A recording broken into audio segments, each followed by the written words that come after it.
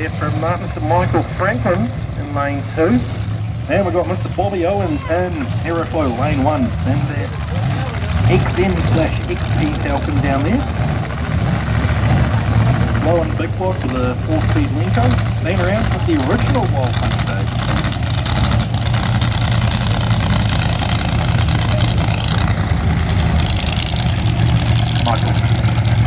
Michael Franklin there is the front goat racing Pontiac GTO. Looking like it might be running a little bit fat on that back corner. He comes out a bit of unburned skill there.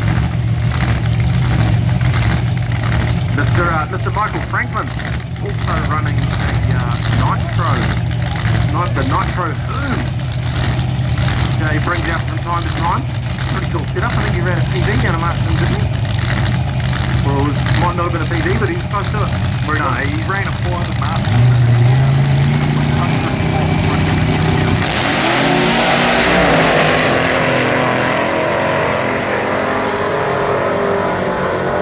Well, Mr. Owen getting the whole shot and taking the win.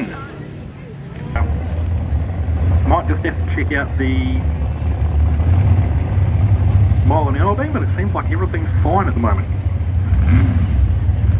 And we got Mark Gemmell in the 1960, I believe it's a 1969, could be a 68 Camaro down there. Going up again, is it John?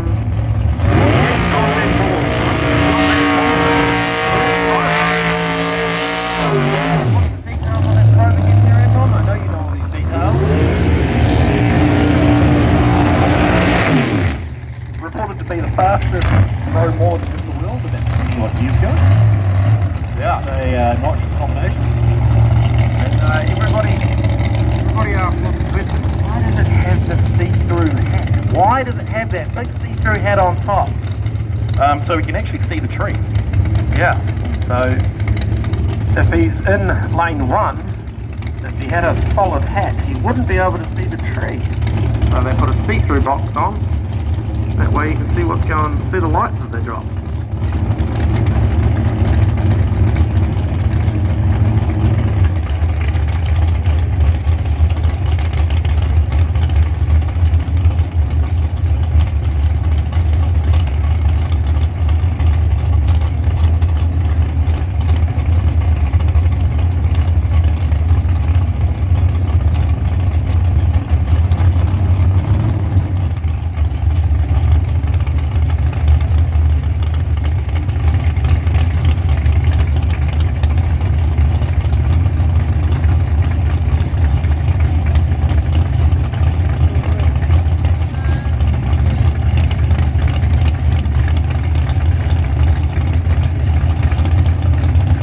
Mr. Van Bommel will be waiting for 0.75 of a second in first order parts lane 2 in that 1998 Ford Pro.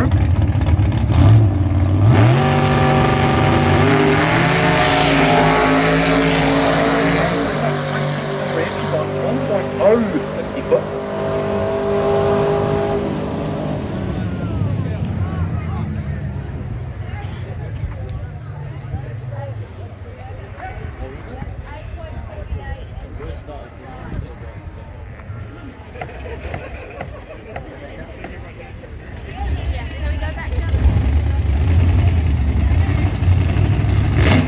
Now we'll have the two that came up before. I think it was Seth and Gavin. Yes, it is Mr. Gavin Green in the Monaro in Aeroflow lane 1, and Seth Miller with the blown small block in first order parts lane 2. Yeah, just because of the way things worked out, unfortunately for these two, we had to push them back off the track and then give them a chance to cool down. Otherwise, they just get too hot.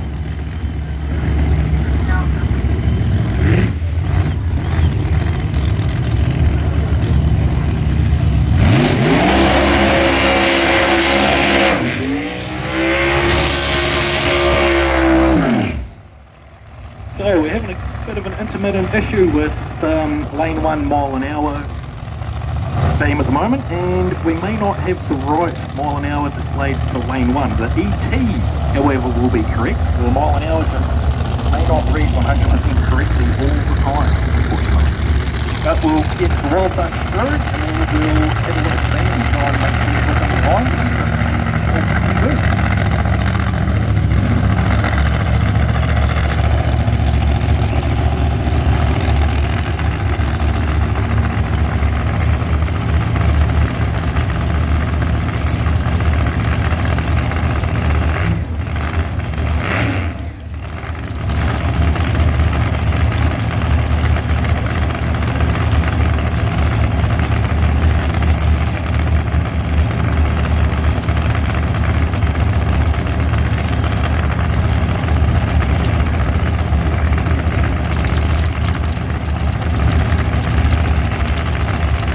Kevin Green rolling towards the creek zone.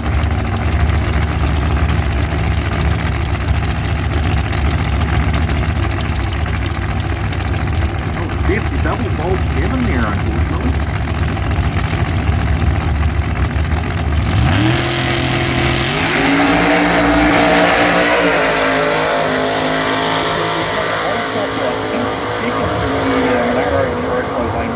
Takes the win with a 794. Up against a 793 at 164, but because Gavin got off the line first, he went to the pointy end first. And Gavin also ran closer to his dial-in than Seth did, because Seth dialed a 785, ran a 790.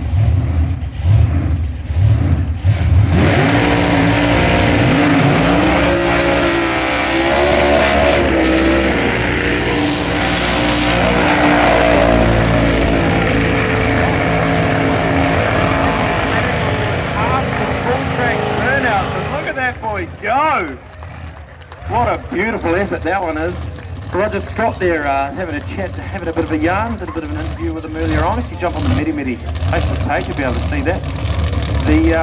That setup there, that combo there, set a big set to run 6,000 RPM in the burnout and then 8,000 RPM on a pass for a big block. That is a lot of RPM. Yeah, especially when you're swinging a probably about 4.5 inch. He's not called a big block for nothing there. Hopefully he's got enough fuel in her, because don't want to have that leaning out on the actual pass. He basically already has done a mile pass. Yeah, mate, yeah, no, had a pretty good chat with him earlier on. And they're saying the 8,000 RPM on the pass is conservative and safe. That's their safe rev limit. They've got more in it. That sounds like a Honda going on about 8,000 RPM being safe. Mate, I remember the day 8,000 RPM was dangerous. Oh, you know, that wasn't that long ago. We're talking about small blocks.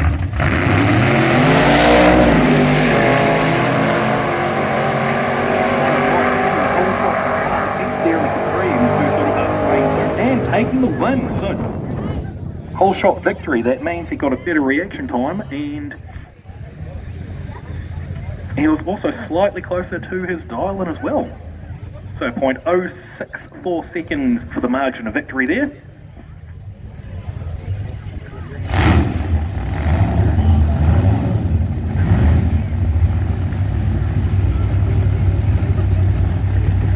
Alright, lane 1, we've got Dean Scott in the Chevy S10.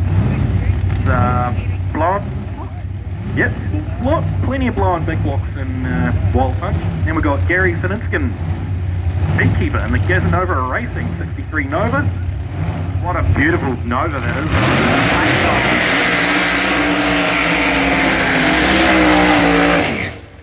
Paint job on Sininskin's Nova there is absolutely beautiful, isn't it? The way it shimmers in the sunlight.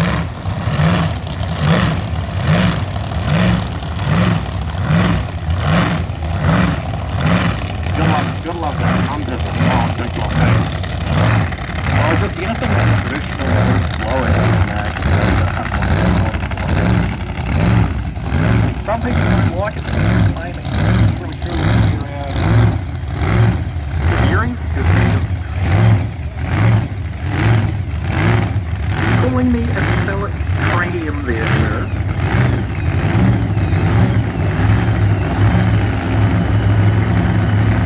Mr. Hayden, you lost the words. No, that's what I'm saying. The people that make those claims, maybe. Oh, okay, yeah. See, I don't have any experience I would never call you nasty names, Anton. At least not behind my back, I hope. Actually not. I'm going to call you nasty names. I call them you already knew. Already knew. No, but no,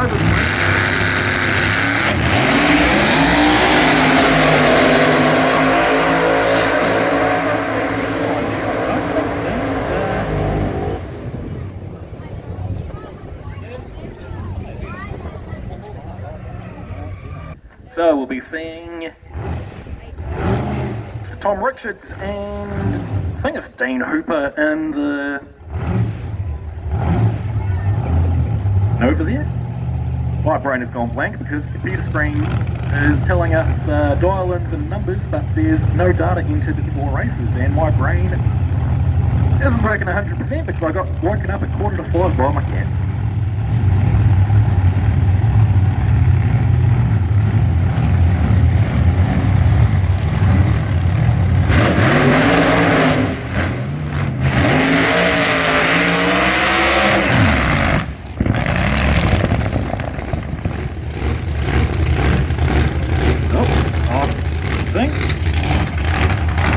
Tom's had a couple of issues there because he's pulled it over, it's lost fire, and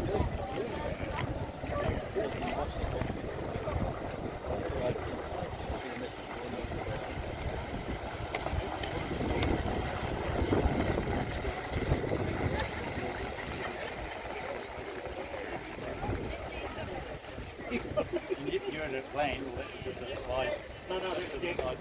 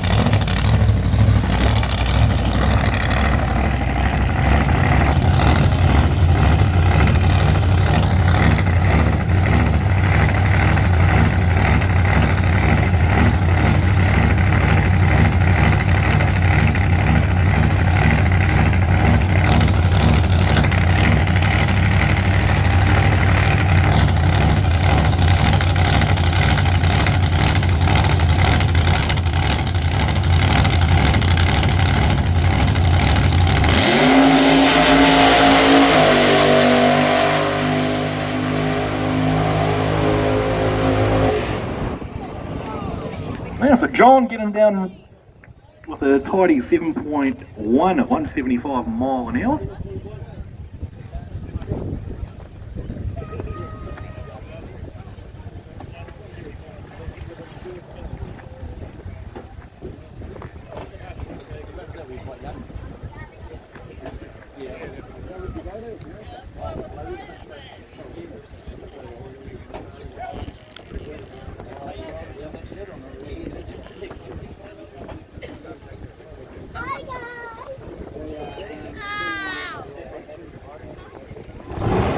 So we've moved from Wildbunch to the doorslammers, and we've got Rod Benji's up against Steve Cowboy Carlson.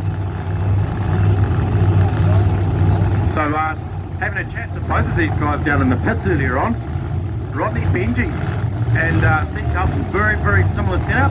Just one's got a quote man pedal, unquote, and the other one doesn't. So this is the big competition for these two. For the clutch.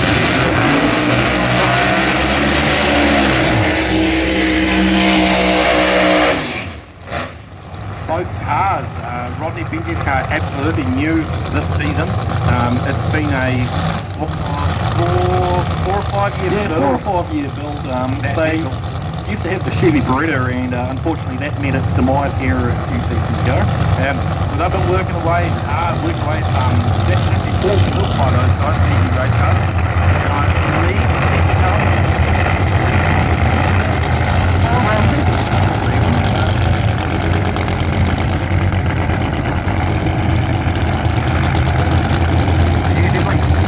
you'll definitely see the difference between these two cars.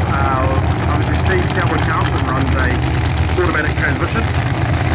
You will note, you will spot a bit of black stuff coming out the back of the DB race car. That's clutch stuff. The clutches on these setups are designed, they are slipper clutches, they are designed to be slipped. So you'll see them when they bring them up on stage and up on the RPN.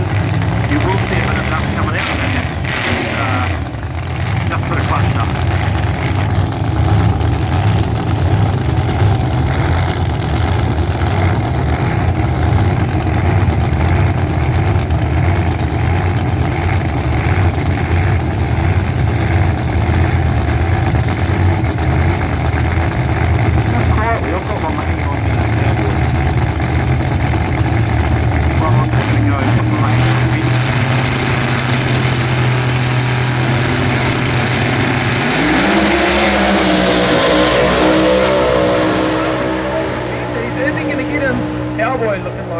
Cowboy comes around with a 654 at 222 miles an hour. But 102 to the 60, 285 to the 330, and 442 to the 8 for Rod there. So definitely starting to get a handle on that car. Yeah, so Rod was out ahead. Rod was absolutely out ahead in the first half of that race, and it was about the 8th mile when he got really, really close to the wall. And he may have backed out of it a wee bit and handed the win over. Yeah, so Cowboy was doing 222 mile an hour, and Rod, I would believe that 136 mile an hour, because he was doing 153 at half track, but slowed down because he was getting quite close to that wall, and Nisa up here was kind of trying to yell at Rod to, you know, reel it in a little bit. Up next, we've got young Bronson Chicken Hawk Dunn in the Monaro, going up against Johnny Urquhart. Pretty sure it's Burkhardt, isn't it? Yeah. I don't know. You got me confused now. Oh, I am very confused. It might be Burkhardt. Yeah, I don't know. We'll see what the computer screen tells us. Absolutely nothing. So the big competition here, ladies and gentlemen. Blower up against Twin Turbo.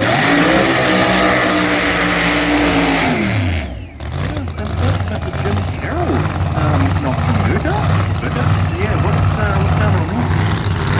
Not 100% sure. I'm wondering if Bronson down on the wire. I'm wondering if he's fast out car, making sure I'm running or not.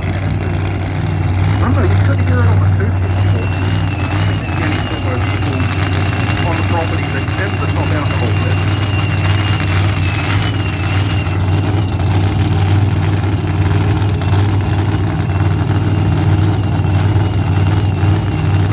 I think Bronson will be seeing him back up to 6 that he ran ahead with the skills ready.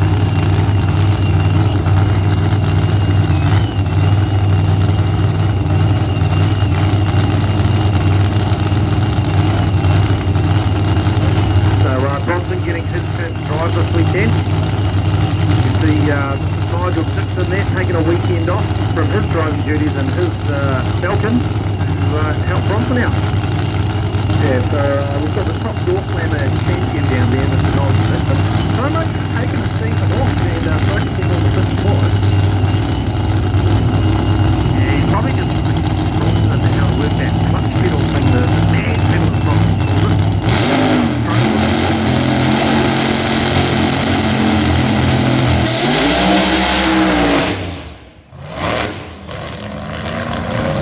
1.16 and doesn't seem too heavy after that. It's 10:43 at 134 mile an hour.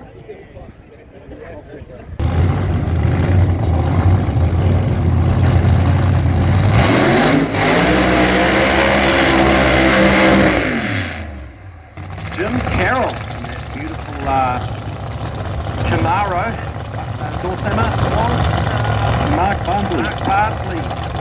vehicle. Yeah, but Jim's no stranger to Rampage Camaros because he's got number 600, the world-standing top sprint slash hood sedan regular. That's the reason he's been working on the door planning. This car's been around a few people. I do very much like the it is very striking. I'm not saying even the livery I had on it wasn't good because it was actually a very good looking car. It has been I think it might just be the shape. It is a very timeless design really, the first generation of Camaro. So yeah, this car's been through a few owners lately. The Garretts, they won the National Drag Racing Championship, Door Slammer Championship last season. Before that, Cowboys also had it for a bit, and before that it was Mark Bartlett. And that was with the carbon fibre body, and before it was the carbon fibre body, it was the steel body, currently owned by Mr. Mark Bartlett.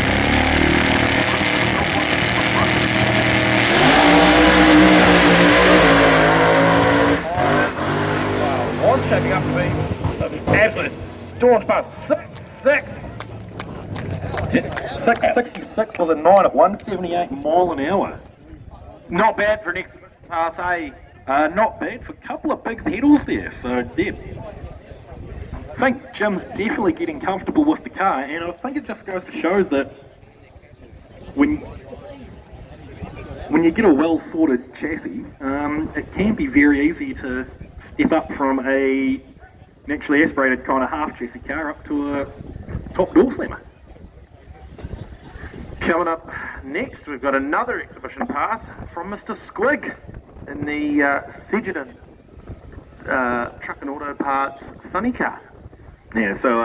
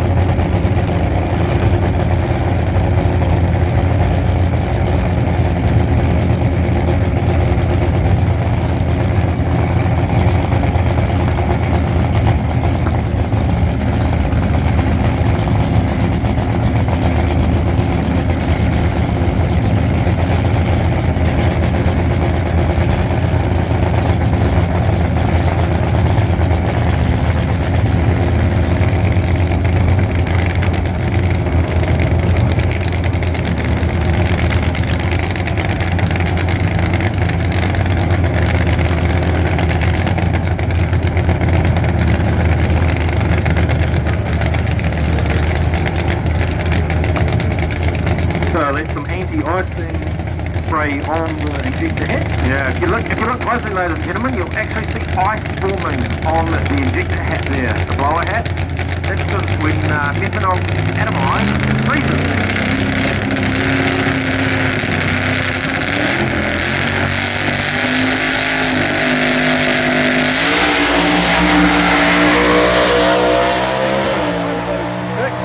Got a 2.7 330 and a 618 at 237 miles an hour.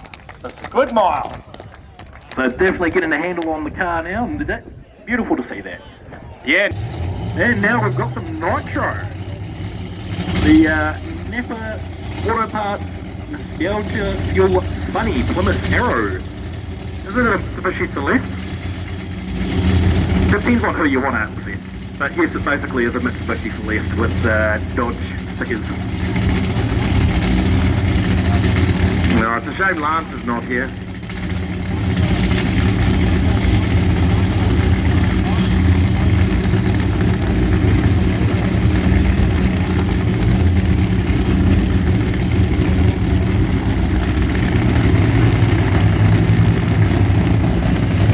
If you're wondering why the air is feeling a bit spicy, it's because there's nitric acid coming out the exhaust.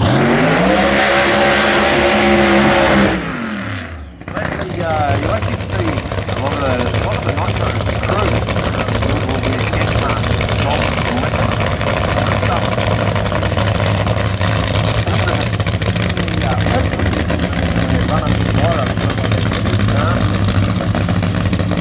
One thing you definitely do not want to do the night before working on one of these cars on race days is alcohol. If you're a bit sneaky to get on it, you will absolutely be vomiting your guts out. Broken lights, that's from experience with dirt. Definitely not. Never experienced that in my life.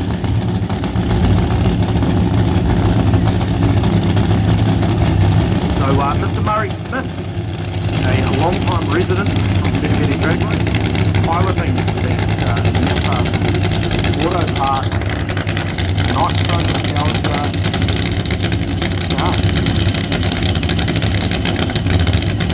And of course that's Mr. Gubby behind, the partner with Mr. Brown, and this Nitro Venture. And you'll hear the RPM stop and the pitch of the idle change when you go to the 3-stage, because that's when you put the fuel pump to full voltage. So the burnout was only on 7% throttle and half fuel voltage. So down. Up now. Great, Mr. Murray there, all getting squirrely at the top end. 602 at 217 miles an hour. I think if he had taken 1320 feet instead of about 1500,